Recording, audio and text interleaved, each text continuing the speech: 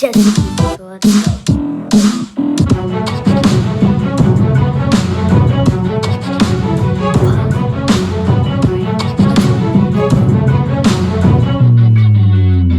Hey guys, it's Jessie V, and today we're basically going to be continuing our series talking about the creepy origins behind your favorite Disney characters and movies. Last time we talked about Snow White, Rapunzel, Sleeping Beauty, Little Mermaid, all those awesome movies and old folk tales that started from some pretty creepy stuff. A lot of people don't know that Disney has taken creepy old folk tales and turned them into happy-go-lucky princess movies that we all know now. So the very first character we're going to be talking about is the Mad Hatter. So we're going to talk about the Disney version of them, and then we're going to talk about the real version of them. The Mad Hatter is a character from Disney's 1951 animated film Alice in Wonderland. He's known for his insane personality and oversized green top hat. Alice encounters him at the Mad Tea Party in Wonderland. The Hatter and his best friend, the March Hare, are known for throwing frequent tea parties in celebration of their unbirthdays. Everybody knows the unbirthday song, right? A very merry unbirthday to you, to you.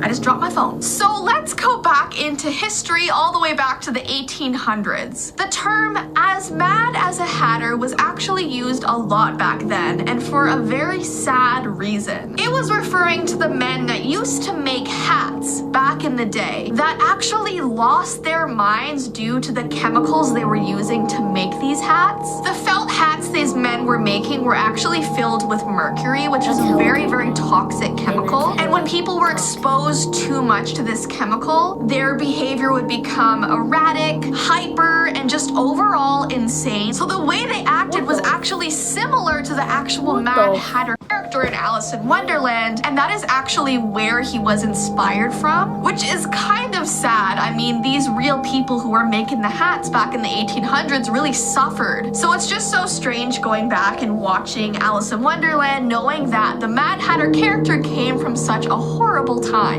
Alright, let's move on to Beauty and the Beast. The Disney film tells the story of a prince who is transformed into a beast and a young woman named Belle, whom he imprisons in his castle. To become a prince again, the beast must learn to love Belle and win her love in return before the last petal falls from the enchanted rose, or he will remain a beast forever. This is definitely one of my favorite Disney movies. I love it so much. So when I heard the actual dark history of this, I was not very happy. So in the original story, Belle convinces the beast to let her visit her sisters for a week, which is so strange because there's no mention of Belle's sisters in the actual movie, but in the novel, Belle does have sisters and she really wants to go see them, so the beast lets her. Now, when she goes to see them, they get really jealous because she has jewelry and she's wearing a gorgeous dress that the beast gave her. Her hair was all done and up nicely, so her sisters were like, wow, this beast is really giving you all the luxury. So they really want what Belle has. So they try to convince Belle to stay longer with the intention that her delay staying with her sisters would drive the beast mad, missing her because she wasn't coming home, and then when she actually got back, the beast would be so insane that he would devour her. So Belle's sisters were hoping the beast would eat her, all because they were jealous of her nice clothes and her jewelry, which is so crazy. It kind of reminds me of Cinderella and her wicked stepsisters, and I'm really glad they did not put that in the movie. Alright, let's move on to The Hunchback of Notre Dame. The plot centers on Quasimodo, the deformed bell ringer of Notre Dame, and his struggle to gain acceptance into society. He ends up standing up to his tyrant guardian in a bid to help Esmeralda, a gypsy girl. And everything sort of turns out happy, just like in all Disney movies. While in the original novel, Quasimodo actually isn't able to save Esmeralda and she dies. And the next part is so sad. Esmeralda is buried and Quasimodo goes to her grave, where he stays there until he starves to death. So he literally does not want to leave Esmeralda's grave. He loves her that much. And years later, when Esmeralda's grave is opened, they find both their are skeletons.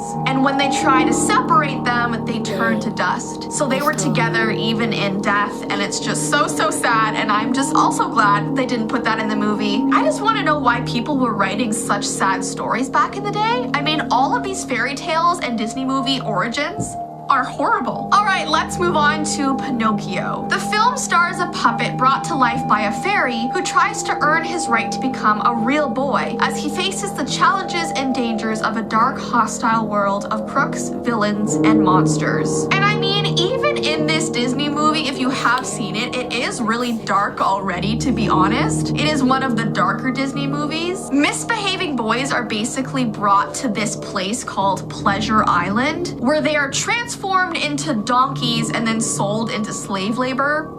What the heck? I remember watching this movie as a little kid at my grandma's house and thinking, oh my gosh, if I'm bad, I'm gonna turn into a donkey? So let's talk about the original story. In the old tale, Pinocchio is actually not very nice at all. He behaves badly, he steals things, and his father Geppetto actually calls him a wretched lad, which is crazy because in the Disney movie, his father loves him so much, they have like a great connection, but in the book, not so much. And you know how in the movie Jiminy Cricket like comes and helps out Pinocchio and gives him good advice? Well, in the book, when Geppetto the cricket comes to give Pinocchio advice, Pinocchio squashes him.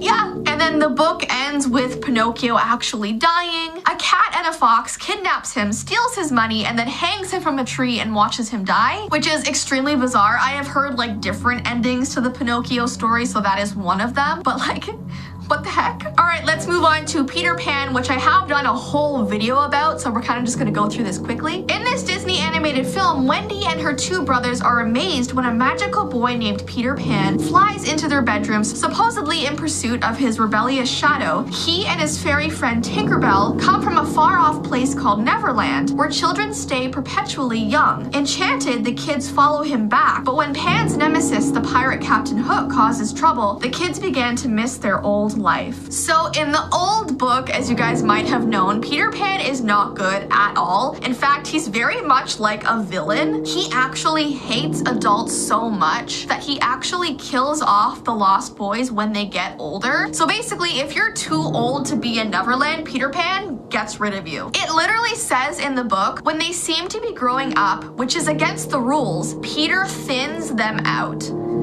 Them out. Yeah, what do you think that means? He gets rid of them. And in this other scene in the book, which I've also talked about before, he intentionally takes these quick, short breaths because apparently in Neverland, every time you breathe, a grown-up dies. So Peter Pan wants to like get rid of as many as possible, so breathing faster does the job. I mean, it's just so messed up. I can't even believe it. Anyways, so guys, those are all of the Disney movie backstories we're going to be talking about today. There are definitely so many more I can cover, so if you like this kind of video, definitely give this video a thumbs up. But I hope you have an awesome rest of your day, and I will see you in my next video. Bye!